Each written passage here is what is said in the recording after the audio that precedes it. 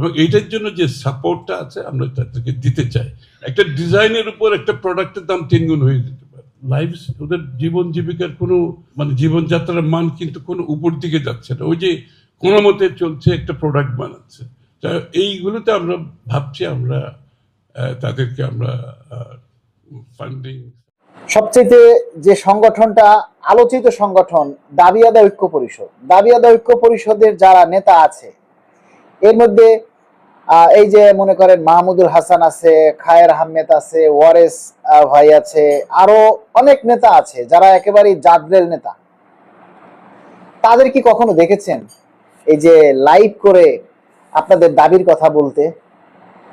কিংবা আমাদের এই যে 11-20-এর মাহমুদ ভাই, ওনারা এমনি কোনো কথা বলে না, হুট করে একটা পোস্ট করে, যে পোস্টে তারা যে ইঙ্গিত করে সেগুলি আমরা বুঝি যে আপনি কারে ইঙ্গিত করলেন বা কি করলেন। কিন্তু তাদেরকে কি দেখেছেন যে এই পে স্কেলের দাবি নিয়ে একটা প্রতিবাদ করতে বা একটা বক্তব্য দিতে শুনেছেন, দেখেছেন আপনারা? কেউ তো দেখেননি। এই যে নিউজ পেপারে বলে বেড়াচ্ছে 15-20%, 25-50% হবে, এইটা হবে, ওইটা হবে, কই আপনারা কি কখনো দেখেছেন সে একটা প্রতিবাদ করতে, সে একটা বা মানে পে স্কেলের দাবি নিয়ে একটা কথা বলতে দাঁড়ায়? আপনারা দেখেছেন? দেখেননি। এই যে আমরা একমাত্র বাংলাদেশ সরকারি কর্মকর্তা কর্মচারী কল্যাণ সমিতি এখন বর্তমানে আমরা মাঠে আছি। আমরা কিন্তু এই যে বিভিন্ন জায়গায়, বিভিন্ন জেলা উপজেলায় আমরা প্রোগ্রাম করছি, ঠিক আছে? এবং এই যে প্রতিনিধি সমাবেশ করছি, চট্টগ্রামে করছি, মানিকগঞ্জে করছি, আগামী শুক্রবারে পটুয়াখালীতে, শনিবারে খুলনায়, তারপরের শনিবারে আবার জাতীয় প্রেস ক্লাবে। এই যে আমরা প্রোগ্রামগুলি করে বেড়াচ্ছি কাদের জন্য? আপনাদের জন্যই তো, আপনাদের দাবির কথাগুলি বলার জন্যই তো আমরা এই কথাগুলি বলেছি। তো অনেকেই আবার দেখি আমাদের নেতাকর্মীদেরকে ফোন করে বলে যে আমাদের প্রচারণার কারণে নাকি পে স্কেলে বাধা হচ্ছে, আমাদের প্রচারের কারণে নাকি পে স্কেল হচ্ছে না, বা এটা সেটা। আর আমরা বলতেছি পে স্কেলের দাবিটা যতটুকু আগাইছে সেটা যদি বলি যে আমাদের এই প্রচারণার কারণেই আগাইছে। এই সরকার ক্ষমতায় আসার পর তো কেউ কোনো কথা বলতেছে না, একমাত্র আমরা ছাড়া, আমাদের নেতাকর্মীরা ছাড়া কেউ তো কথা বলে না। সরকারের কাছে যতটুকু মানে তথ্য আছে, নিউজ আছে, সেটা একমাত্র আমাদের নিউজই আছে। বিভিন্ন গোয়েন্দা সংস্থা থেকে শুরু করে আরো যারা আছে তারা তো দেখি যে আমাদের সাথে সেইভাবেই যোগাযোগ করছে, খোঁজ খবর নিচ্ছে, আমাদের কার্যক্রমের অ্যাক্টিভিটি সম্পর্কে জানতে চাচ্ছে। তাহলে আমাদের এই প্রচারণা আরো বাড়ানোর জন্য সবাই যেখানে দাবি করতেছে, সেখানে আপনাদের মধ্যে কিছু লোক আছে তারা নাকি বলে যে আমাদের প্রচারণার কারণে নাকি পে স্কেল বাধা হচ্ছে। তাহলে আপনারা বলে দিন যে প্রচারণায় যদি বাধা হয় তাহলে আমরাও বন্ধ করে দেই। অনেকেই বলে পে স্কেল এমনিই হবে, সরকার যখন দিবে এমনিই দিবে। আমি তাদেরকে বলতে চাই, তো এমনি যদি পে স্কেল দেয় তাহলে এই 11 বছরে কেন দিল না? এই 11 বছরে পে স্কেল কেন দিল না বলেন? আসলে আমি একটা জিনিস বুঝি না, যারা পে স্কেলের সুবিধা ভোগ করবে তারাই যদি আমাদেরকে গালি দেয়, তাহলে এর মতো খারাপ আর কিছু আছে বলেন? এমন কিছু লোক আছে যে তারা পে স্কেলের সুবিধাও ভোগ করবে, আবার আমাদের বিরোধিতাও করতেছে। আরে ভাই, আপনি যে সংগঠনেরই হোক, আমারকে আপনার ব্যক্তিগতভাবে ভালো নাই লাগতে পারে, আমার কথা আপনার ভালো নাই লাগতে পারে, কিন্তু আমি কি আপনার বিরুদ্ধে বলতেছি কিনা? আমি আমাদের যে প্রাণের দাবি নবম পে স্কেল, সেই পে স্কেলের বিরুদ্ধে বলতেছি কিনা? আমরা তার বিরুদ্ধে বলি না। আপনারা সবসময় আমাদের কাছে ইনফরমেশন জানতে চান, আপডেটটা জানতে চান যে ভাই পে স্কেলের আপডেট কি। একটু আগেও আমি একজনের রাগারাগি করলাম যে ভাই আপনি কেন ফোন দিলেন? আমি তো পে স্কেলের সকল তথ্য আমরা যতটুকু জানি সবই আমরা আমাদের পেজের মাধ্যমে আপনাদেরকে জানাই দিই, তারপর ফোন দিয়ে কেন জিজ্ঞেস করলেন পে স্কেলের আপডেট কি, পে স্কেলের খবর কি? মানে খুব রাগ হলাম।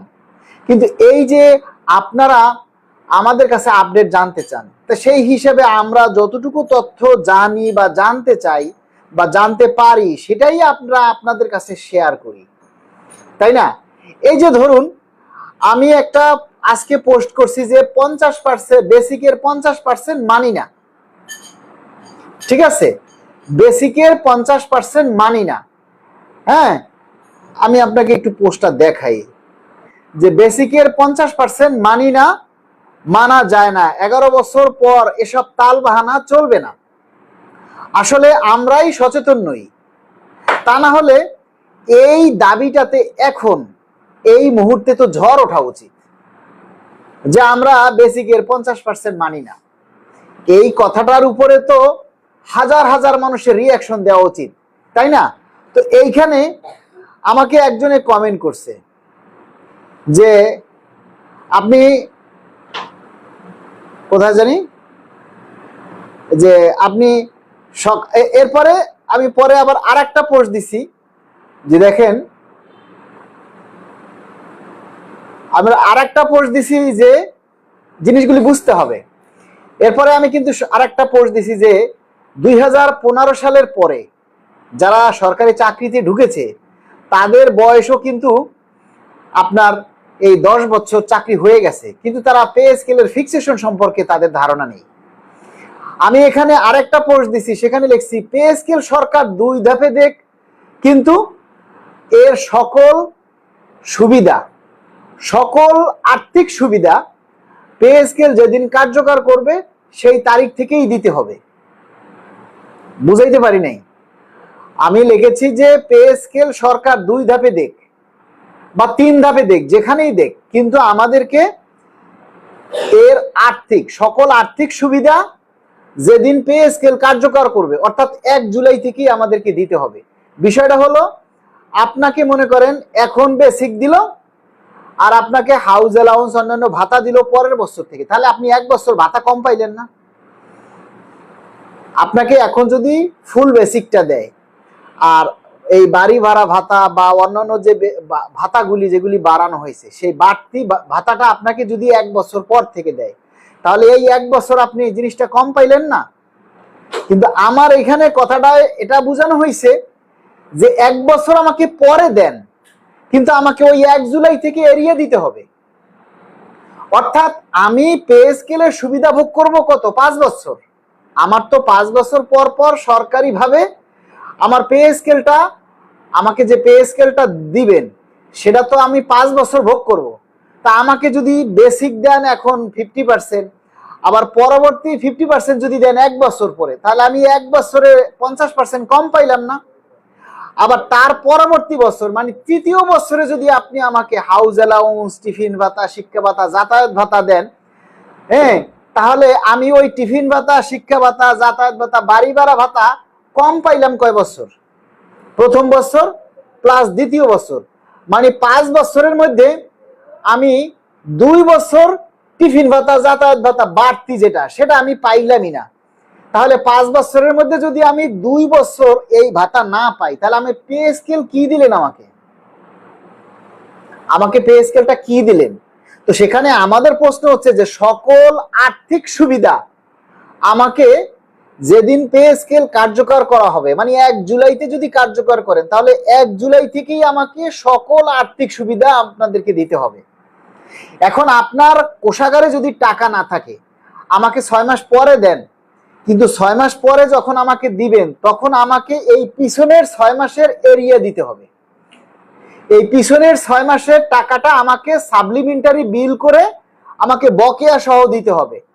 তাহলে আমি এই 6 মাসের টাকাটা একসাথে 6 মাস পরে আমি একসাথে পাবো, তাহলে আমি 5 বছরের সুবিধাটা একসাথেই পাবো। এখন আপনারা যদি আমাকে এখন দেন একটা, আবার তারপরে বছর দেন একটা, সেটা তো হয় না।